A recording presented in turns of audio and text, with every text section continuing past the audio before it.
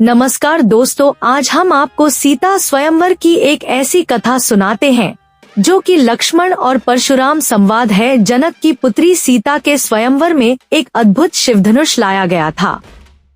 शर्त थी कि जो भी इस धनुष को उठा और प्रत्यंचा चढ़ा सकेगा वही सीता के साथ विवाह करेगा।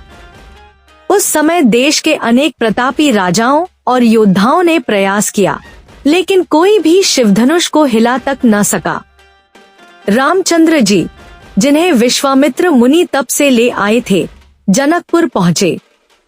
विश्वामित्र की आज्ञा से रामचंद्र जी ने धनुष उठाया और प्रत्यंचा चढ़ाते समय वह धनुष 2 टुकड़ों में टूट गया। यह घटना पृथ्वी से आकाश तक फैल गई। शिवधनुष को तोड़ना कोई साधारण कार्य नहीं था। यह सुनकर स्वयं महाशक्तिशाली और शिवभक्त परशुराम अत्यंत क्रोधित हो गए। परशुराम विष्णु के 6ठे अवतार माने जाते हैं और राम विष्णु के 7वें अवतार। यह संवाद 2 विष्णु अवतारों के बीच शक्ति, अहंकार, धर्म और विवेक का अद्वितीय उदाहरण है। शिवधनुष टूटने का समाचार सुनकर परशुराम क्रुद्ध होकर तूफान की तरह जनकपुर पहुँचे। उनके शरीर से अग्नि की ज्वालाएं निकल रही थी। हाथ में उनका परम प्रिय फरसा था जो उन्होंने स्वयं भगवान शिव से प्राप्त किया था। उनकी आंखें लाल थी और मुख पर क्रोध स्पष्ट दिख रहा था। कौन है वह धृष्ट बालक जिसने मेरे आराध्य शिवजी के धनुष को तोड़ने का दुस्साहस किया? क्या उसे अपने जीवन से मोह नहीं है? सभा में उपस्थित सभी राजा, ऋषि, जनक, दशरथ आदि स्तब्ध रह गए। परशुराम के तेज के सामने किसी की हिम्मत नहीं थी कुछ कहने की। विश्वामित्र ने, हे महाभाग, यह कार्य श्रीराम ने किया है जो दशरथ नंदन है। उन्होंने आपकी अवज्ञा नहीं की, केवल विश्वामित्र की आज्ञा से धनुष उठाया। परशुराम का क्रोध और बढ़ गया। मैं उसे क्षमा नहीं कर सकता। वह चाहे कोई भी हो, उसने शिवधनुष को तोड़ा है और उसे इसका दंड अवश्य मिलेगा। जब परशुराम बार बार राम को अपशब्द कहने लगे और उन्हें बालक, अज्ञानी, दंभी आदि कहकर अपमानित करने लगे, तब राम के अनुज लक्ष्मण से सहन नहीं हुआ। वे स्वयं भी अत्यंत पराक्रमी और तेजस्वी थे। उन्होंने उठकर परशुराम को उत्तर दिया, हे परशुराम, आपने जो शब्द कहे वे किसी तपस्वी को शोभा नहीं देते। आप राम को बालक कह रहे हैं, पर जिस बालक ने वह धनुष तोड़ा जिसे पृथ्वी के बलवान राजा छू भी न सके, क्या वह बालक कहे जाने योग्य है? परशुराम क्रोधित हुए, हे वीर युवक, तुम मुझे उपदेश दे रहे हो? क्या तुम नहीं जानते कि मैंने पृथ्वी से क्षत्रियों का नाश किया है? लक्ष्मण मुस्कुराकर बोले, आपका वह पराक्रम था जब क्षत्रिय अधर्मी हो गए थे, परंतु आज आप स्वयं धर्म की मर्यादा का उल्लंघन कर रहे हैं।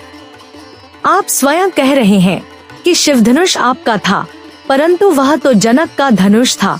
उन्होंने स्वयं इसे स्वयंवर की शर्त बनाया था। राम ने कोई चोरी नहीं की, कोई अपराध नहीं किया। सभा में उपस्थित जनक, विश्वामित्र, दशरथ, सभी को यह सुनकर आश्चर्य हुआ। लक्ष्मण का भाषण परशुराम के उग्र रूप के सामने धैर्य और युक्ति का प्रमाण था। अब परशुराम की दृष्टि स्वयं श्रीराम पर पड़ी। उन्होंने राम को ध्यान से देखा और पहली बार थोड़ी सी गंभीरता से बोले, हे राम, यदि तुमने धनुष को तोड़ा है तो मेरा धनुष भी यहाँ है। यह विष्णु धनुष है जो मेरे पूर्वजों के पास रहा। यदि तुम सच्चे योद्धा हो तो इस पर प्रत्यंचा चढ़ाकर मुझे अपनी योग्यता दिखाओ। राम ने परशुराम की बात को गंभीरता से सुना और अत्यंत विनम्र भाव से उत्तर दिया, हे भगवान, आप मेरे लिए पूज्य हैं। आप ब्रह्मर्षि हैं और मेरे लिए आदरणीय, पर आपने मुझे जो यह कार्य सौंपा है मैं उसका पालन अवश्य करूंगा। यदि आप आज्ञा दे तो मैं इस धनुष पर प्रत्यंचा चढ़ाऊं। परशुराम ने अनुमति दी। राम ने धनुष लिया और सहज भाव से उस पर प्रत्यंचा चढ़ा दी। फिर उन्होंने परशुराम के सामने खड़े होकर कहा, हे ब्रह्मर्षि, अब बताइए इस बाण का लक्ष्य कहाँ रखा जाए।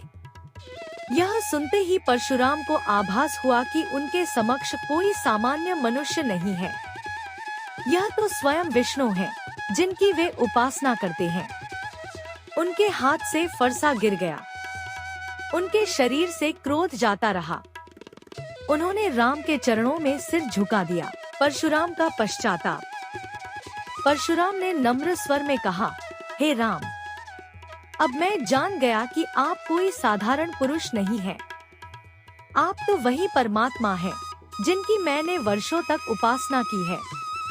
मुझे क्षमा करें, मैंने आपको पहचानने में भूल की। मेरे क्रोध ने मेरे विवेक को ढक दिया था।